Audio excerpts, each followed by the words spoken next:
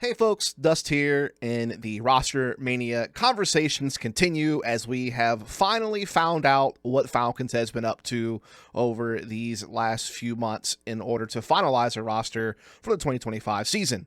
Now, of course, we have heard plenty of rumors swirling around Falcons for quite some time, and the one that was kind of well known and pretty much confirmed even by team ownership from both G2 and Falcons was that Niko was going to be on his way to Falcons. And so Niko's, final hurrah with G2 was going to be that last dance at the major. And we all saw how that ended, of course, in the semifinals, losing to FaZe. But we didn't really know what the rest of Falcons was going to be. There was at times, thoughts that Magisk would join Niko after the whole simple loan didn't seem to work out. And so we thought that those two were both going to come over together, which is definitely a pretty, awesome duo. You'd love to keep them together. And there's obviously still potential for Magisk to join in the future, as, his contract is going to be up with G2 at the end of 2025. And so G2 will have a decision to make whether or not they want to sell to Falcons at some point in 2025 and try to make some money off of him, or just let his contract run out and then eventually he just goes on a free to Falcons, which would be nightmarish for G2 as far as funding and stuff like that goes. Or they have to hope that they could convince Magisk to stay and be their franchise player next to Malbs and whatever G2 cooks up for the future, right? But once the whole Magisk thing didn't come to fruition, the simple thing didn't come to fruition, then there was really kind of a scramble. Do you bring Sun Pius back to be the starting, operator of this team? There was rumors that they might go get Jumbo, who obviously had made a pretty big name for himself with Passion UA over in Shanghai. And there was really just kind of a lot of stuff swirling around. And then there was also swirling around, well, who was going to be the IGL of this team? Was it going to be Niko? Was it going to be Magisk? Both of them have experience doing IGLing in the past. Was it going to be one of those guys? Or did they go out and get an IGL? Did they bring Snappy back somehow and just finally give him what he wanted in the first place, which is star players to be able to utilize to try to make something happen, right? That was certainly floating out there as well. And then, of course, there was the whole, situation where maybe they get Jimmy from Esports, but that seemed tied to Magisk. And when Magisk didn't happen, Jimmy was off the table. And then there was maybe a wondering, well, does Spinks go to this team? And, what about Xantares? Apparently Xantares turned them down. Apparently multiple others have turned them down at different points in time. And so it has really just been quite chaotic over at the Falcons camp. But what they have finally done is they have indeed secured Niko to go alongside Magisk, which again we have been anticipating for some time. But to finalize things, they picked up the heroic core of IGL Kyxsan, entry fragger TeSeS, and Opper degster. Now, this is a smart play from Falcons, by the way. If you think about how the Valve rankings work and how tournament invitations work, being able to get the core of Heroic essentially guarantees you one of the top spots you need to be invited. Otherwise, they were going to have to rely on wildcard slots, which, I'm not going to get into the minutia of how that all actually works. I myself am not quite 100% familiar with how it works. But, Heroic at the time were ranked 8th in the world, I think, on HLTV, and their global Valve ranking was ranked at 8th as well. So that definitely puts them in contention to be getting direct invites to tournaments, and I think that's really one of the big things that comes out of this. And to kind of kick off the conversation about just the team as a whole and what I think about it, outside of just the crafty decision making to make sure you get tournament spots, what I want to start with the heroic core, because that is the majority of this team, right? As far as 3 of these players making their way over from heroic to be the core of this team. So heroic were a team that were kind of in disarray through a lot of really the early and middle of the year, trying to get a consistent 5, because they wanted to pick up degster, and they did pick up degster. And I think they were even able to use him at the first Bet Boom Knockout event where they placed top 4. They were able to beat Main Brazil a couple times and then lost to Spirit Mouse Sports. But then when they went to IEM Dallas, they had to play with Nikodas, the opera that they had cut, in order to bring degster in. And so they went there, they placed 5th, 6th, they beat M80, they actually beat Navi and Big as well in best of 3s, but ultimately lost to Vitality in a best of 3 to get knocked out of that tournament in the 5th, 6th position. And then they had several events after that where they just did not do well at all, like Yala Compass, the Blast Fall Groups, the IM Cologne Play-In, where they didn't qualify for the main event, the second Bet Boom .Kyle Land, where they came 7th, 8th, losing to Pain and Eternal Fire.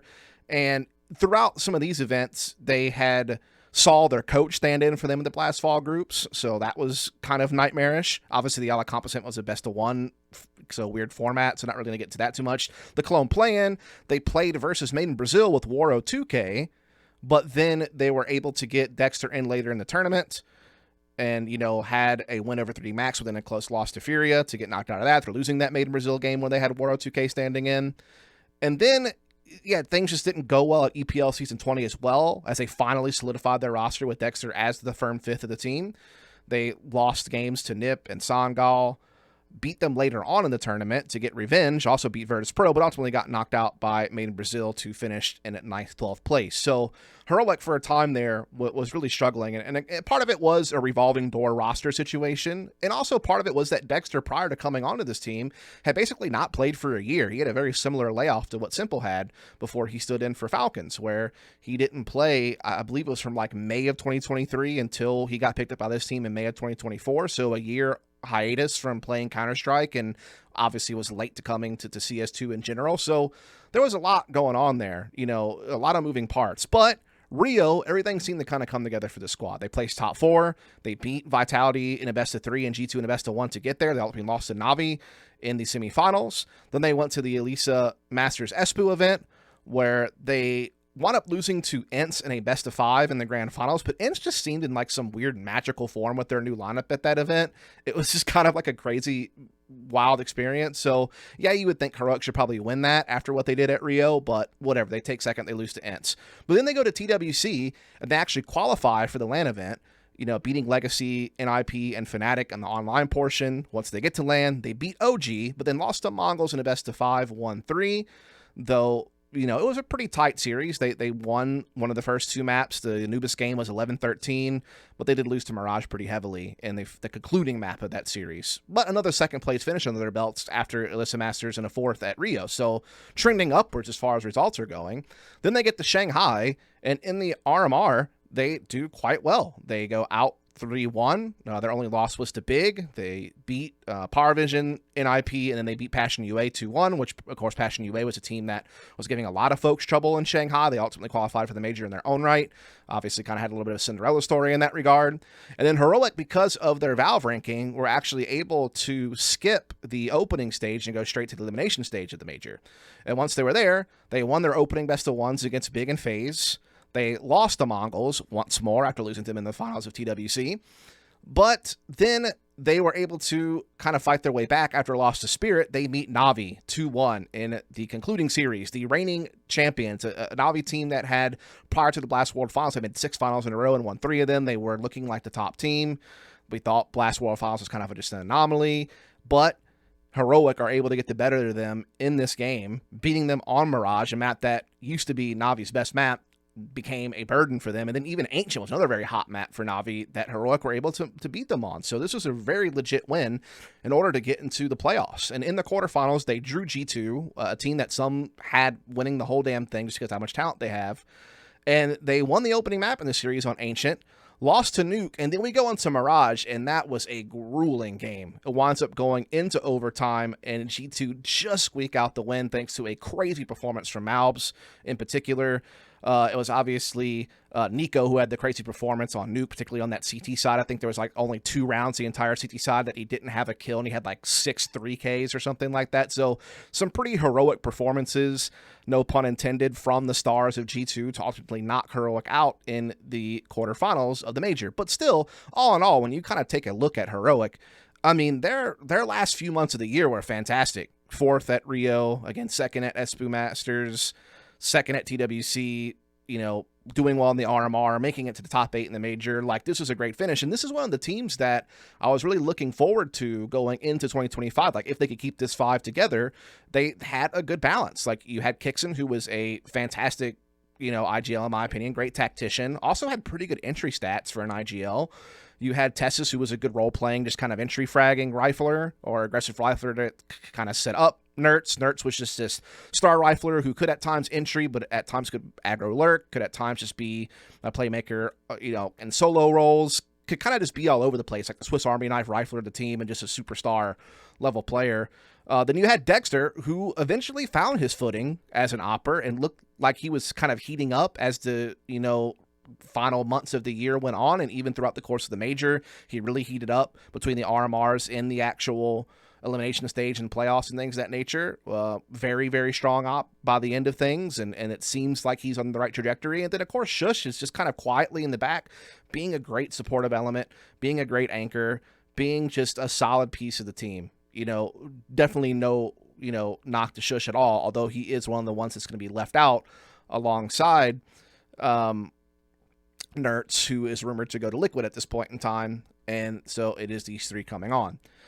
Now, there are some positives and negatives about, I think, these three players. Obviously, the big benefit for Falcons is just that they get a core three that gets them invited to tournaments and gives them kind of a starting point, right? And I think it gives them a good starting point. This team can be competitive right away as long as the people can kind of mesh together and they can figure out spots and roles. I think this team could continue to be a top 8 team in the world, maybe even contend for like a semifinals appearance, or maybe even more if like Niko and degster are both popping off like crazy.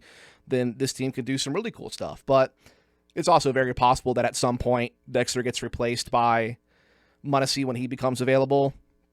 And I think a lot of that is also just due to the fact that there were rumors that degster was going to get benched from Heroic, and they were interested in bringing back Sunpius. And so that was kind of weird, but then I guess they decided obviously not to bench degster to be able to keep this core 3 to come the Falcons and keep the Valve ranking and all that jazz. So that's just something to kind of think about going forward, though, if we're honest. But as far as things go, TeSeS, entry rifler, great mechanics, had pretty good numbers overall at the RMR, at TWC and SBU and Rio when the team was on their upswing. He was okay at the major. I do think that when you compare him to other entry riflers, though, he doesn't have the best success record. And what I mean by that is like a lot of entry fraggers, he takes kind of a 25% opening attempts on the T side. That's kind of the average. You do certainly have some entry fraggers who will go 30% or higher. So these are people like Donk, Xantares, Elige, Senzu is kind of on the high end of 20% into 30%. Sometimes Malbs could be over 30%. But most of them are in the mid to high 30s. He's kind of right in line with someone like, for example, Flamesy, who's like 27 to 28%, or Ema, who's like 25 to 26%. This is kind of some of your well-known entries. Again, there's a few that take more, but he was up there. But his success rate, for amazing entry fraggers, someone like Donk, someone like Xantares, someone like Malbs, someone like Elige, or Senzu, or Insani, even at a certain point for Made in Brazil, could have an over 50% success rate, which means that over half the time, you're giving your team like a 5 versus 4, perhaps. Well, TeSeS just never really quite had that same level of entry power. I would say the last 3 months, he was at about a 42% success rate. Not too shabby. For the time that this 5 was together, though, it was 36% average for like the last, 5 to 6 months or whatever. And then at the major, his success rate was 32%. They were really relying on Nertz to create openings, is kind of what I'm getting at. Like, Nertz's attempt rate was slightly higher than TeSeS, but his success rate was, high 40%, like 47, 49% at times, even crossing the 50% threshold into like 54, 56%. So they were really relying on him a lot more for that. And in fact, I was kind of mentioning this earlier, Kyxsan was also doing really well as an entry. The last 3 months, he was like at an 18% attempt rate with a 48% success rate, and at the major he maintained that 18% attempt rate, and he was successful 45% of the time, so doing better than TeSeS as far as actually winning his opening duels, and he was playing forward positions on T side a lot, actually. So I do have a little bit of concern about TeSeS's success rate. Hopefully he could steer it back into when he was kind of in that, mid 40% range would actually be fine. It wouldn't be exceptional, like one of the best entries in the world, but would put him in line with like some of the better entries out there, and would certainly allow him to kind of facilitate what his role is supposed to be on the T side. Now, luckily for him, Kyxsan may continue to be successful in his own right as an entry guy. And then, of course, Niko is one of the handful of players who has an over 50% success rate in opening duels, and he would be in that mid 20% range when he was playing on G2 next to Malbs. Malbs, of course, slightly higher than him, taking like 28% of the opening attempts or something like that. So that may cover him a bit. And I'll also say this, he's very strong on the CT side. Like, TeSeS in his roles defends them well, very good just overall mechanics and numbers. It's just sometimes when the T side is entering isn't as successful as you might want it to be. Then degster as an opper, look, I know people will sometimes get into the micro and critique his positioning and decision-making, and I think part of those discrepancies are due to the fact that he was off for a year that he took a while to settle into this 5. Maybe there's some type of interpersonal issues going on, since apparently he was potentially going to get benched. So I don't know how much all that plays into it. But what I will say is this: when I watch him play the game, the guy shoots well. He hits his shots. So he's damn good at that. So mechanically speaking, with the op, awesome. Defensively, in particular, he goes for a good amount of like opening picks, and he's very successful, near 70% sticks rate on his opening attempts on the CT side. Very strong defensively overall. Seen him win some pretty big clutch rounds throughout the course of the major in RMR. When he got stuck in some tight moments in the post plant or on the retake, this guy was hitting the shots needed to secure rounds and lock them down. So really strong in the mid to late round, honestly. Maybe you critique some of his like initial moves in a round or like some of his early takes, but all in all, I think he still developed into a pretty strong opper. And yeah, obviously you'd love to have had Munacy come over to this team, but given the scenario at hand, I don't think that he's going to be a problem. I think he will likely be the quote-unquote second star of this team next to Niko, and then Magisk and TeSeS will kind of be like that third guy, is probably what it's going to wind up being. And then we've already talked about Kyxsan. Solid tactician, solid, a guy who is willing to entry and has a decent success rate at doing it. All good stuff. Now, as far as like how things are going to work out in this team, that will be interesting. I mean, Kyxsan kind of plays all the T spots you'd expect an IGL to play, where he's going to be active in the pack. So on Ancient, he's going to be a part of the B control. On Anubis, he's going to be in middle. Same with Dust 2, same with Mirage. So he's going to be kind of a part of the pack. I mean, that's kind of his job. Then on the CT side, he would anchor on maps like Ancient and Mirage on the B site, but on Anubis, he would be that kind of mid-rotator type player. He was an A rotator on Dust 2. So that's the type of role that Kyxsan is going to be playing on a team usually. Then TeSeS, he also is going to be a part of the pack. So, on a map like Ancient, he was also the B controller with Kyxsan, playing the B ramp, entering on the B site, or entering on execs. He played Canal on Anubis, an active position attacking, either B connector or A if you're going for A executes. On Dust 2, he would actually play B tunnels on defaults, but they didn't leave them there very long. They would usually just kind of drag him along with Nerts and Kyxsan into middle to attack double doors, attack cat, things of that nature. Then obviously he was a part of the main control group on Mirage and entry fragged a lot. Then he himself also had a mix of rotator and anchor roles. He played Cave on Ancient, he played B site on Anubis, and he was an A anchor on Dust 2, and he was a B rotator on Mirage. So again, kind of a mix. Now with Niko, he's kind of coming in to fill in Nerts' spot. Like if you're just looking at it from Heroic's perspective, like the star rifler of the team, like Niko for Nerts is basically what you're kind of doing here. And that's not because it's a 1-for-1 for the spots that Nerts played on the map, but just thinking about the role of being the star rifler of the team. I'm thinking of it from that viewpoint. And with Niko, I mean, I hesitate to even go through these spots because they don't really matter, because I think Niko is capable of doing whatever the fuck he wants, if I'm just being honest with you. He's the most flexible rifler in the history of Counter-Strike, probably. I mean, maybe Prime Shocks would be someone who was very flexible in being able to entry, lurk, all that stuff. I think a player like Bit is also extremely flexible in his ability to play extremity roles, but also at times entry, at times be an aggressor, be a playmaker, not just be some passive extremity player. Same with JL. I think that's what allowed Navi to be successful, is that they had such a good distribution of talent across the map that could take openings. But Niko is ridiculous. I mean, his pistols are ridiculous. He's got one of the best egos you ever see. He can entry rifle. He can aggressively lurk. He can hold stuff on his own. He can anchor. He can play star spots on CT side. It doesn't matter. Like, this guy can do just anything. So my point is because he is so malleable, you probably could just put him in all of Nerts' spots 1-for-1 and basically just keep Heroic system in place. And then Magisk is pretty much a 1-for-1 for Shush. Particularly on the CT side, they play the exact same CT anchor position. So Magisk doesn't have to change anything defensively.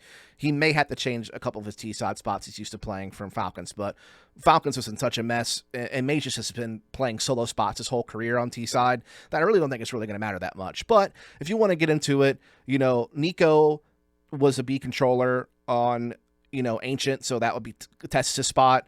He played mid on Anubis, which is kind of the spot that Kyxsan played. He does play 1-for-1 the same spot as Nerts on Dust 2 on the T side, so that shouldn't really matter. And basically the same thing for Mirage. So nothing really changed for Niko on Dust 2 and Mirage. He'll probably play very similar spots that he played on G2. No problem. CT side, he was a B-side player on Ancient. That was a spot that TeSeS played. Anubis mid was the spot that Kyxsan played. CT side, he was an A rotator on Dust 2, which is also a spot Kyxsan plays. Then he was the A con player on Mirage, which was Nerds' spot. So again, 1-for-1 basically on Mirage as far as Niko goes. As far as like if I had to just break it down on what I think is going to happen, I think what will likely happen if we go through the entire map pool on Ancient, Magisk will just play A.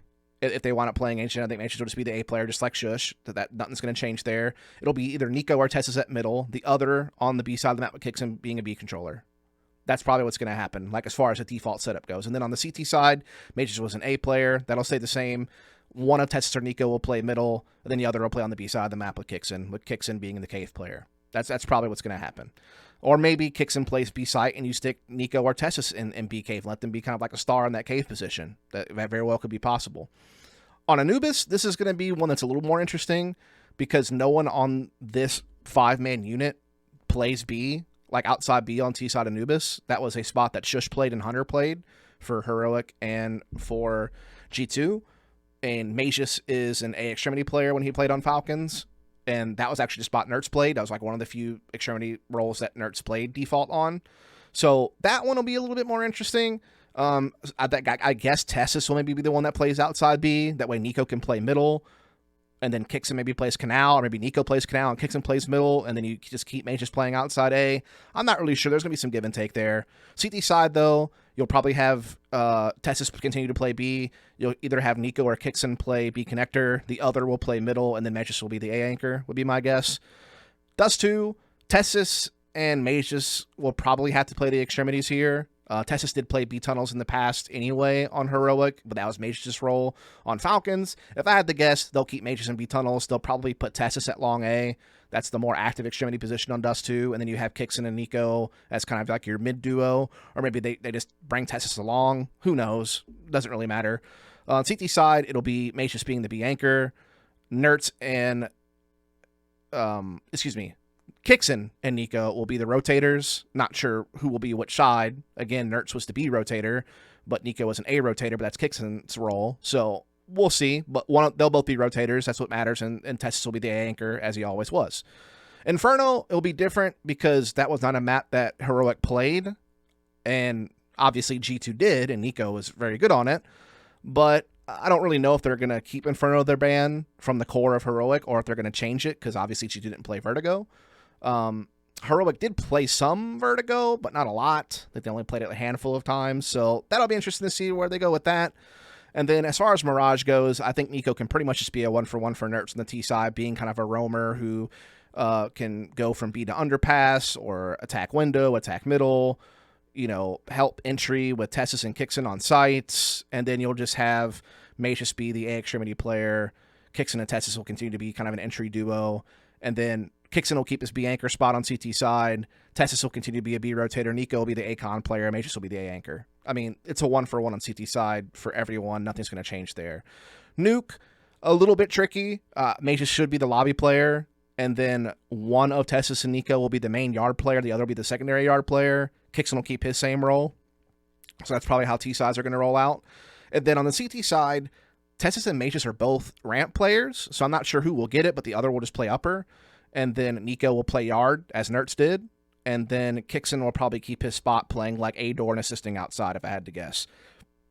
So that's kind of what I'm kind of getting vibes with. As far as what type of team they will be, I mean, when you look at a team like Heroic, just across the map pool, they were a team that were very capable of playing default, but they were also very capable to get aggressive and get scrappy and fight for stuff early. So like for Ancient, yeah, they could play it default, but they were not shy about fighting for mid control with Nerds and like going for big plays and getting scrappy or going for faster pace executes or like set pieces. Anubis was pretty much the same way. Yeah, they could play a default out, but they were not afraid at all to go for set pieces on each site as well as like load up middle and take mid control like deep and really threaten camera and threaten CT spawn and mess around with rotations and then kind of fall back into some type of site split. Dust 2, obviously pretty standard meta there. Nothing really to speak about. And then Mirage was a map where pretty much everyone was leaning towards the 4-1-3-2 split meta on that map or site set pieces quick from spawn. that had been kind of the trend on Mirage. But again, you know, this is a team, Heroic, that was capable of playing default, but also capable of playing that faster pace style that became the meta of Mirage. And they obviously could play the meta of Nuke very well, effectively, you know, with like the, you know, 2 to 3 player yard control, one guy holding lobby. Maybe he attacks ramp a little bit, you know, then maybe you go for upper set pieces at some point, you know, and just kind of play from there. So I think that they will basically have a similar style to what Heroic had, which I think was just a more fine-tuned style from G2. G2 was very aggressive, very much relied on their stars. You know, obviously they were capable of playing set pieces and capable of doing things, but they just weren't as tidy or as polished as Heroic was, in my opinion. So if anything, Niko should thrive in this system because he will have a core 3 to work with that have played together for a while and have a system in place. And Niko can fit into that system very well. He can definitely just be the nerds of this team, essentially, and be a better version of that, a more experienced version of that, a more proven version of that, a guy who's been doing it for longer and better, you know, and that's no knock to Nerds, but Niko is one of the best freaking riflers in the world. You know, I think you could say he's number 2 behind Donk as far as just like strength of riflers go. So, and that's only because Donk just plays a ridiculous role and does it ridiculously well. You know, it's not a knock to Niko by any stretch of the imagination. So all in all, how good will this team be? I kind of already said it earlier in the video, but they'll definitely maintain top 8 status, you know, that Heroic already kind of had as a core. They could definitely build upon it and be even better. You know, I think Magisk is kind of the one thing that people will kind of point at because they'll be like, oh, well, Falcons was terrible. And like the only real person on Falcons who actually played at a high level was Sun Pius. And they kicked that guy to bring in Simple and kind of roll the dice on that whole loan situation.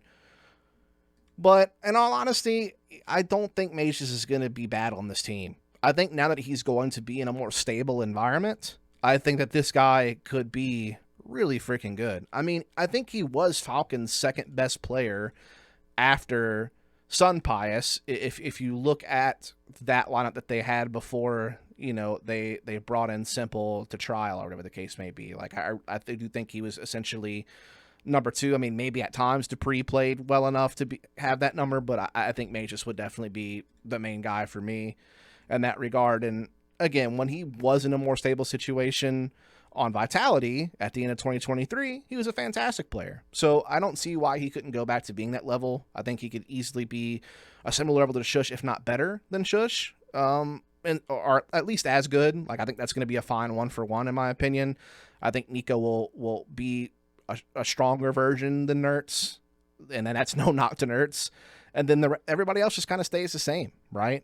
So yeah, I think this team is going to be hella dangerous. I think that it's better than what people are going to give him credit for. And I do think at the end of the day, this is the best decision Falcons could have made, considering the circumstances. I mean, I do think, though, that you're going to see TeSeS and degster under their microscope.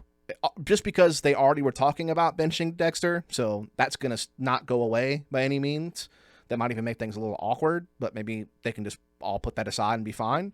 But yeah, m0NESY might walk through the door for degster halfway through the year, or just at some point whenever G2 decides to finally sell him so they don't let him go for free. Like, that's probably going to happen at one point. And then they may look to upgrade TeSeS down the line for a more effective entry fragger. And again, that's no knock to TeSeS. He's fine.